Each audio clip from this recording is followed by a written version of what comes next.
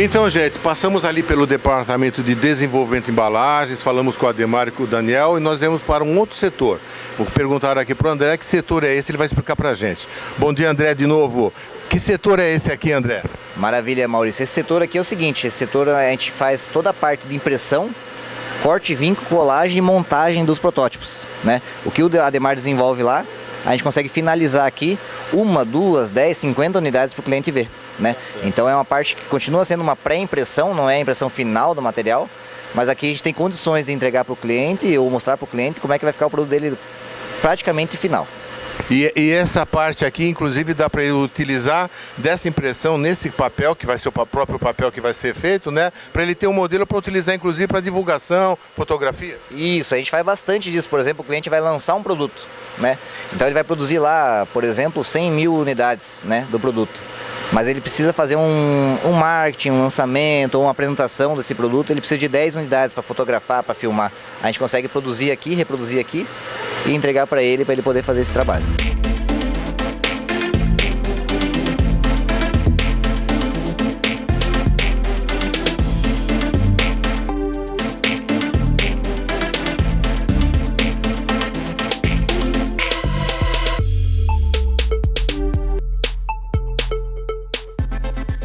Então chegamos a um outro setor aqui que o André vai explicar pra gente. Que setor é esse, André?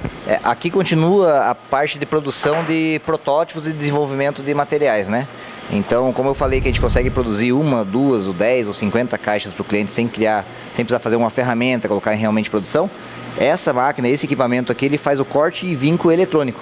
Então eu não preciso fazer uma faca, uma ferramenta que custa caro e desperdiça muito material para poder produzir 1 unidade ou 2 unidades para o cliente apresentar. Legal. E esse equipamento aqui corta vários tamanhos, vários formatos, tudo ao mesmo tempo? Tudo ao mesmo tempo, tudo de forma eletrônica. Então a faca que tiver, ele vai ler e vai recortar.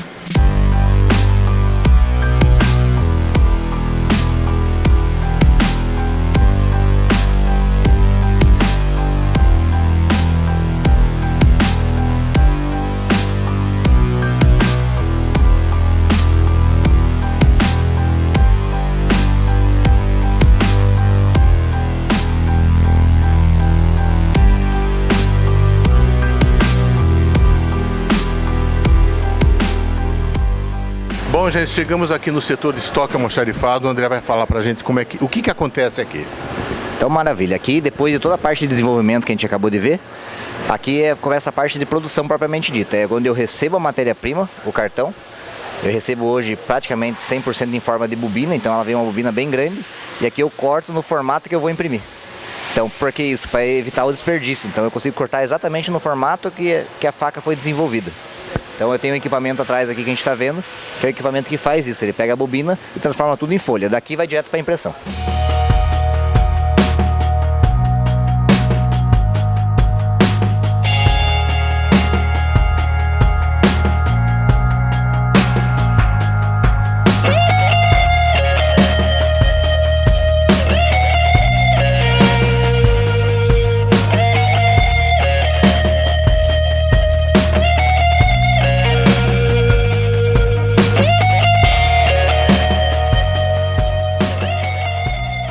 Então, pessoal, você já ouviu falar do CEMIC?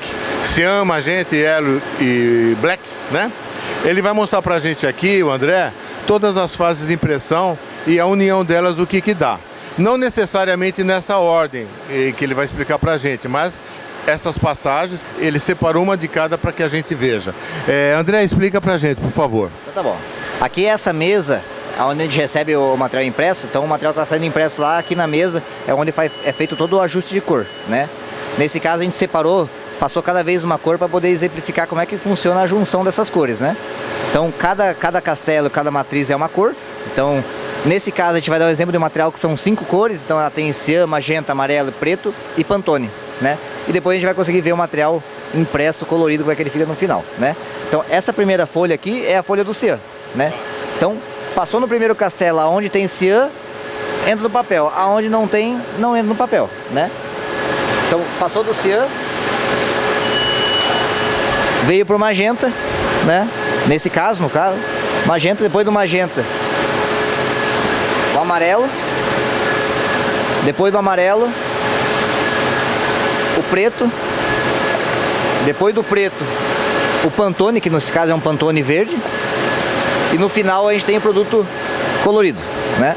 Então essas cores vão se sobrepondo ou encaixando onde ela deve ser encaixada, e no final eu tenho o impresso colorido. Então aqui eu tenho um exemplo de uma lâmina de embalagem impressa. Daqui ela vai para corte e vinco e depois posteriormente a colagem.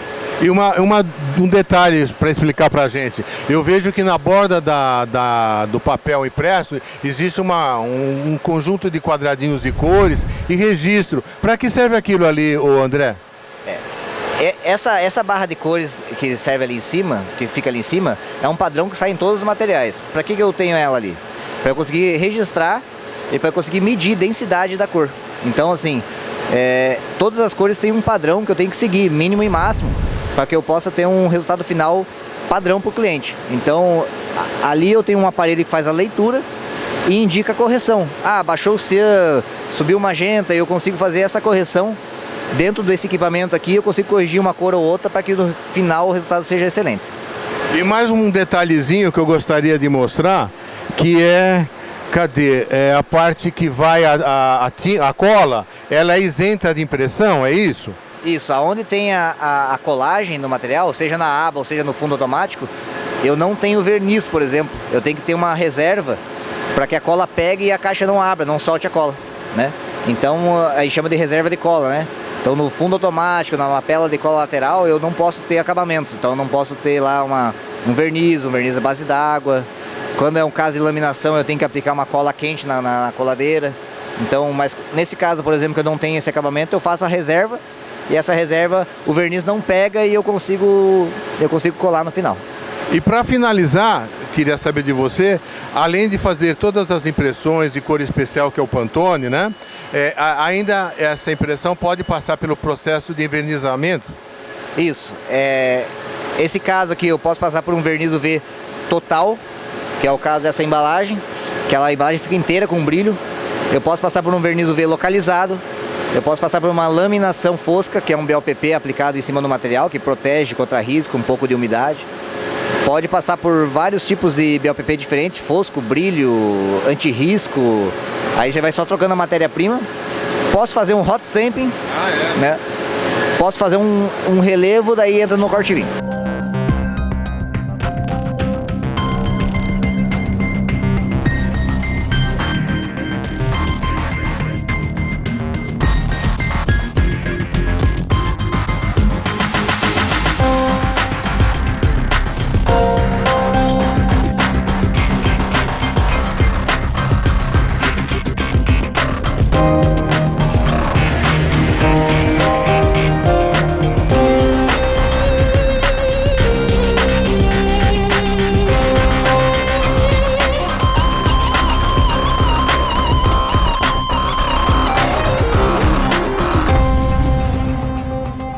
Então, chegamos aqui no setor de corte e vinco. O André vai explicar para a gente todo o procedimento que acontece aqui, inclusive mostrar como é uma faca e os detalhes dessa faca, que são interessantes. André, fique à vontade. Então, maravilha. Então, depois dos processos que a gente viu de impressão ou enobrecimento do material, o material tem que ser cortado, vincado, para posteriormente entrar numa fechadeira de cartucho, né? Como é que funciona o corte e vinco aqui? Ele é automatizado, alimenta, corta, pré-destaca, e o material sai pré-destacado lá fora, lá atrás. E eu faço uma ferramenta, que a gente chama faca de corte e vinco. Então essa ferramenta, ela é basicamente o desenho que o Ademar fez lá no desenvolvimento, né? As partes que são corte, as partes que são vinco, cada material, cada tipo de produto tem uma ferramenta dessa aqui. Ela pode também conter um clichê de relevo na mesma faca, né? Então às vezes tem um relevo na logomarca, por exemplo, eu consigo colocar aqui também, né? Então essa faca é possível de colocar mais alguns detalhes, por exemplo, como você falou, relevo? Sim, eu posso colocar relevo, serrilha, né? Pontilhado, dependendo da caixa, às vezes o vinco não consegue fechar a caixa, o papel é muito grosso, a gente tem que fazer tipo um pontilhado, vinco, corte. Então esse desenvolvimento é feito no Ademar. Esse desenho vai para uma facaria que desenvolve essa faca para nós, corte a laser e montagem da faca. E essa faca chega pronta para nós, a gente faz a avaliação dela na chegada e coloca no equipamento para cortar. Explica só pra gente um detalhezinho pro pessoal que não conhece, o que seriam essas borrachinhas, quais a função delas? Essa borracha aqui é para que quando o material passar na máquina e a faca bater em cima dele para cortar, a folha não fique grudada. Então ela bate e a pressão da borracha empurra a folha de volta para baixo. Para não entupir a faca e aí não faria o corte, né? Exatamente. Tá bom, então vamos ver agora aqui, gente, um equipamento que ele é abastecido por aqui e passa por dentro dessa máquina chamada Bobst, que faz toda a parte de corte e vinco. Vamos lá?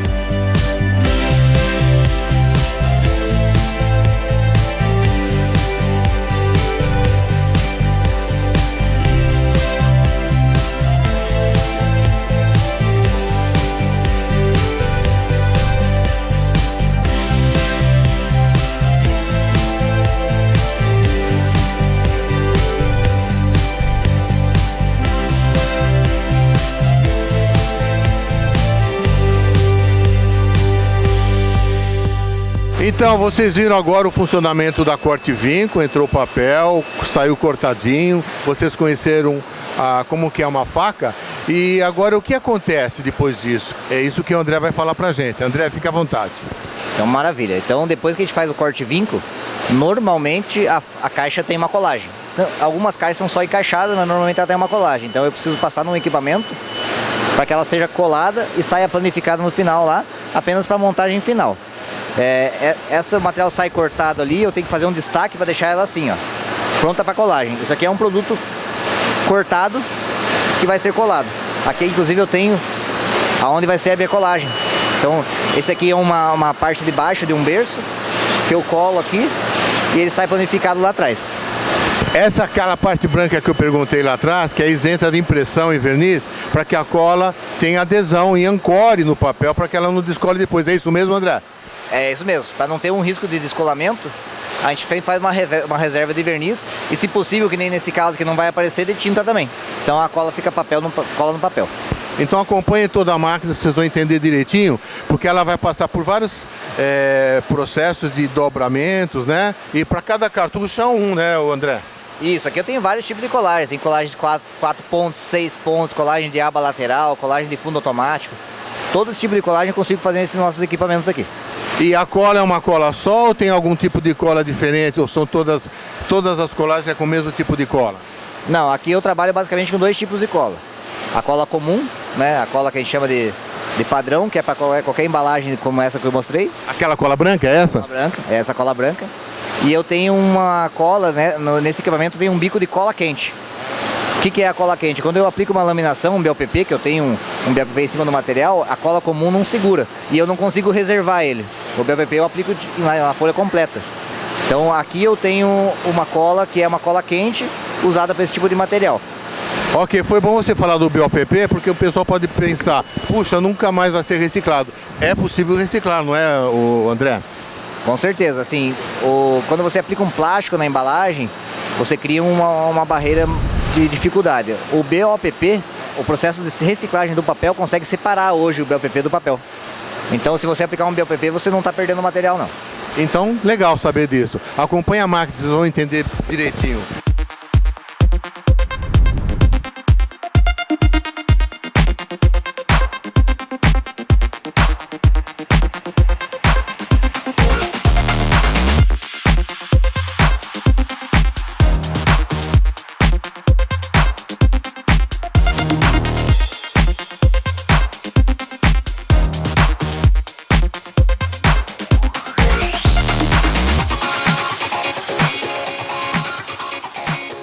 E eu creio que aqui nós finalizamos a nossa matéria.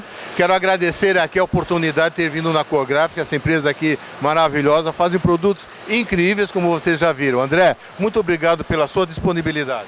Eu que agradeço e estou sempre à disposição. Legal, gente. Acompanha aí. Um abraço a todos. Pack Talk, tudo sobre todas as embalagens.